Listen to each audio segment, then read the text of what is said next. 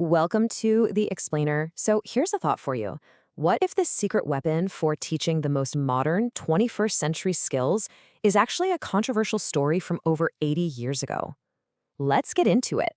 All right, so let's start with this huge question that, educators are grappling with everywhere.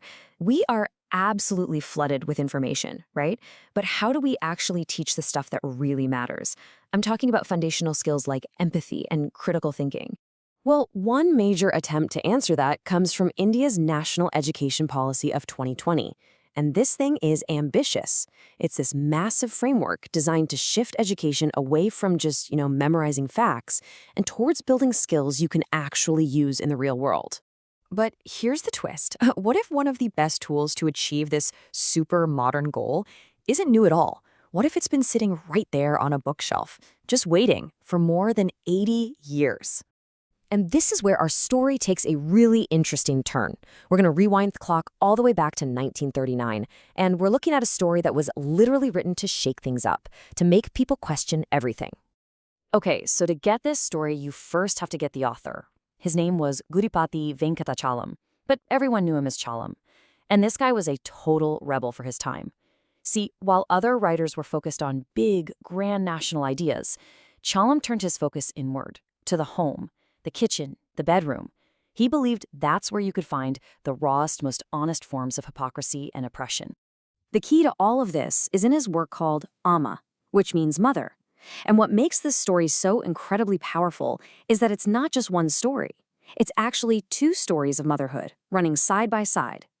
So on one hand, you've got the fictional mother. She makes this incredibly brave escape from a feudal landlord's fortress, Adora's Gaudy. She's taking her destiny into her own hands. But then, woven right into that, is the heartbreaking real-life story of Chalam's own wife. She's also trapped, but not by stone walls. No, she's trapped by these invisible prisons of social pressure and, get this, even her own husband's radical ideas. So, how in the world does this double-layered story become a teaching tool? Well, let's break it down. We're going to connect it to 4 key skills highlighted in that very same national education policy we talked about. Okay, first up, self-awareness. This is all about the ability to really understand your own emotions and thoughts and how they drive what you do. The story has this just piercing moment. The mother tells her son they're going to a fair, to keep him calm, but at the same time, her eyes are filling with tears. That right there, that disconnect between what she's saying and what she's feeling, it forces you, the reader, to see the gap between the face we show the world and what's really going on inside. That's the heart of self-awareness. So it's all about that classic conflict, right? The performing self versus the authentic self. But it gets even deeper. See, in his own writings, Chalam is brutally honest about himself. He admits that his public fight for freedom actually created a private prison for his own life. And that makes us look at ourselves and ask, hey, what are the unintended consequences of my own beliefs? And that kind of self-awareness, well, it leads right into our next skill, critical thinking. Because once you start questioning your own inner world, you can't help but start questioning the assumptions of the world around you. Chalam's whole worldview was basically a challenge to how things were done. And this quote just nails it. He wasn't just saying, let's tweak the rules a bit. No, he was demanding a fundamental shift to see women as complete, thinking individuals. And here's the thing. The story doesn't spoon-feed you any answers. Not at all. It makes you ask the tough questions, like, why does this landlord have so much power anyway? And what is this idea of respectability if it just leads to suffering? It's not telling you what to think. It's teaching you how to analyze the systems of power all around us. And once you start critiquing those power structures, you're led right to our third big skill, fostering gender equality. And we're not just talking about access here. We're talking about a fundamental rethink of how society sees women and their roles. This is what made Chalam's work so, revolutionary. He absolutely refuses to paint the mother as just a victim. No way. She is the one calling the shots, the main decision maker. He just completely shatters that old idea of the perfect self-sacrificing mother and instead gives us someone real, complex, flawed, and powerful, stuck in an impossible situation. And finally, all of this, understanding these complex choices, these hidden feelings, it all builds toward our fourth skill, emotional literacy. That's basically the ability to understand and express the huge, messy range of human emotions. Just think about that one moment again, the promise of a fair with toys and sweets and the reality of her tears.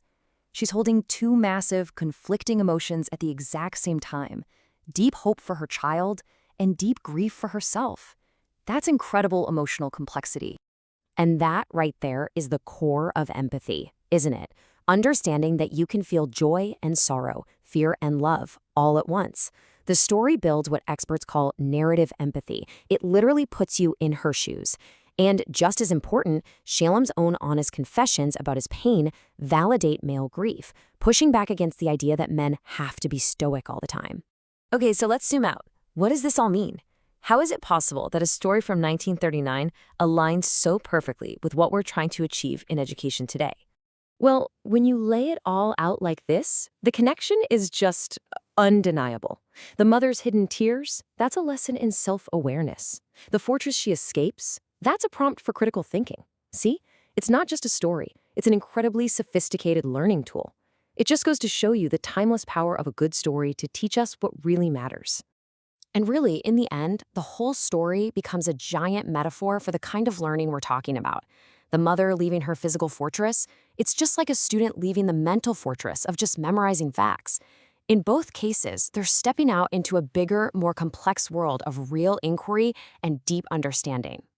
Which leaves us with one last question to think about. Stories aren't just for fun, are they? They're tools. They can be blueprints for our own liberation.